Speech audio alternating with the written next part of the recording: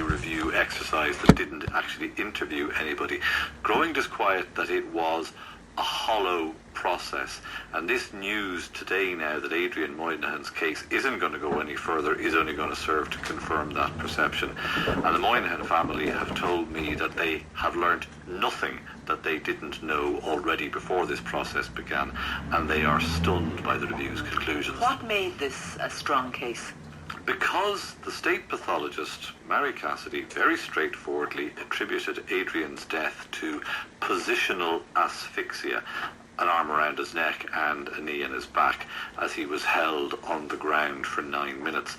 Now, nobody ever produced any contradictory medical evidence to say that there would be any other cause of death. There was also a wealth of CCTV evidence and multiple witness statements to Gardaí, all of which on the face of it, in the opinion of the Moynihan family, added up to a failure by An Garda Síochána to investigate the matter properly.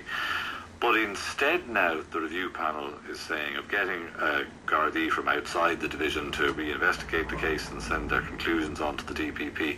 The letter from the Minister to the Moynahans now says that the DPP has made its decision. It's an independent office, so the Minister can't instruct it to do anything. End of case. No consideration of the Gardaí possibly reinvestigating it.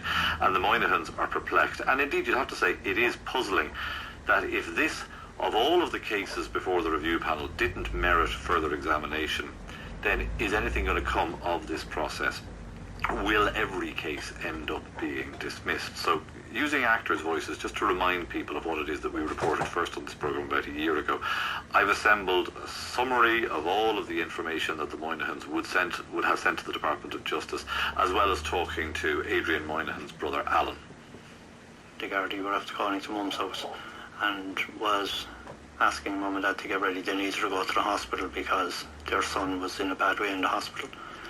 And the guards went to the car and came back in almost immediately and said, it's actually too late, he's gone. Mary Cassidy was the pathologist who conducted Adrian's post-mortem. It would appear that his death was due to asphyxia during a period of restraint, a form of positional asphyxia.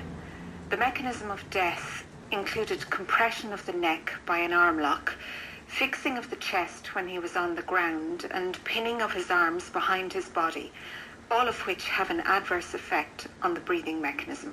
This much is clear, but what happened between midnight and 12:30 outside a city centre nightclub that contributed to Adrian Moynihan's death is the subject of disagreement and contradictory statements. Adrian's family believe one thing, but those who were present say different. But it's also, in the opinion of Adrian's relatives, something that has not been sufficiently investigated to their satisfaction.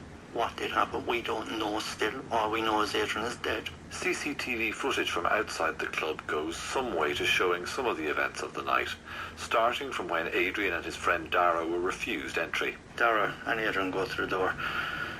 Dara has been stopped and Adrian stepped back out of view here. We found out later they have asked for another doorman to come out and identify Dara. He's not getting in. He's pleading his case here, and your brother has gone up to have a quiet word. Yes. And it's all very polite and very civilised. Yeah, they're chatting away and they're asking, can they get in and why not? And Adrian can be seen shaking hands with one of the men on the door. There's no obvious aggression, and the body language suggests that both men were about to move on. Then one doorman moves towards Adrian and says something to him. He moves out of the view of the CCTV. Adrian follows him, and seconds later, Adrian throws a punch at the doorman. Lashed out and hit him. We wouldn't condone his action at all. 5 members of staff responded to Adrian's assault on the doorman. They moved Adrian from the front of the premises indoors through a door to the side of the main entrance. Adrian can be seen to be struggling. And he's holding on to the emergency bar on that door, and he's got his foot there, and he does not want to go in there. Not at all. And one man has him around the neck, and they've just fallen to the ground. And they held him like that until the Gardaí arrives. Once they're behind the doors, they're not visible to the camera. The statements of the bouncers describe a number of positions and holds that were used to restrain Adrian in the 9 minutes before Gardaí arrived. If you were looking in from the streetway, both of them were sitting on his right-hand side on the ground. He was at his shoulders, and I believe he had his hand across the back of his neck, and I believe he had also got his right hand held. Then would have been sitting at his hip, and I believe that he had his other hand caught, and he also had one of Mr. Moynihan's legs caught. The evidence of one of the bouncers at the coroner's inquest was that after a while in this position, Adrian stopped struggling.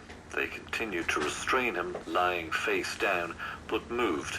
We came to the decision that we could change his position, and both his arms were put behind his back, and I held on to both his arms with one of my arms. So the bouncer's evidence is that at various times Adrian was either pinned by the back of the neck and by the arms and legs, or face down with both arms being held behind his back. A witness at the inquest contradicts this aspect of the bouncer's evidence. The bouncers specifically said they did not kneel on Adrian's back. The witness testified under oath that at one brief point that he observed in the crucial 9 minutes, he saw a bouncer with a knee on Adrian's back. I seen one bouncer there with Adrian. I seen Adrian lying on the floor with his head towards the toilets. He wasn't moving. There was one hand on his back. A bouncer had a knee on his back. The evidence of the bouncers was that Adrian was held with his arms behind his back until the Gardaí arrived. A Garda then handcuffed Adrian. Adrian was handcuffed, and we both, myself and the guard, picked Adrian up. We had to pick him up because he couldn't or didn't stand on his own. They say they sat Adrian against a wall. The bouncer was asked, was Adrian conscious or awake? His eyes weren't open. No. But the evidence of the guard and the bouncer differ at this point. The bouncer says that the unconscious Adrian was handcuffed and then propped up against a wall while the guard went to assist his colleague, whereas the guard says he handcuffed Adrian, turned him over and immediately took the handcuffs off when he saw Adrian's condition. He was not struggling. I tapped him on the face. I called to him and received no response. I immediately removed the handcuffs. I then checked the man's pulse and felt I detected a faint pulse. I then went to my colleague to summon an ambulance. When she conducted Adrian's post-mortem, Mary Cassidy concluded that the cause of death was asphyxia. After she heard all this evidence at the inquest, she changed her opinion. She now said that the cause of death was restraint asphyxia.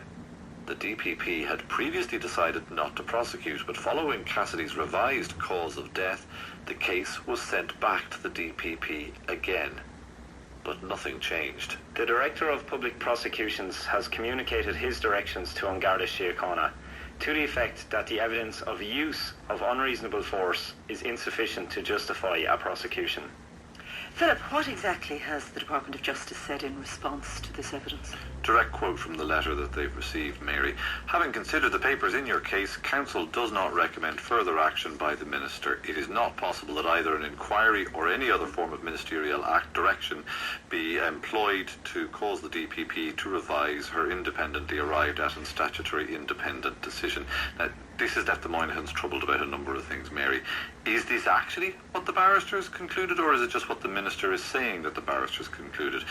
Did the barristers consider all of the additional information that the Moynahans had submitted to them, or just the original file sent by the Gardaí to the DPP that DPP said was insufficient to actually bring prosecutions?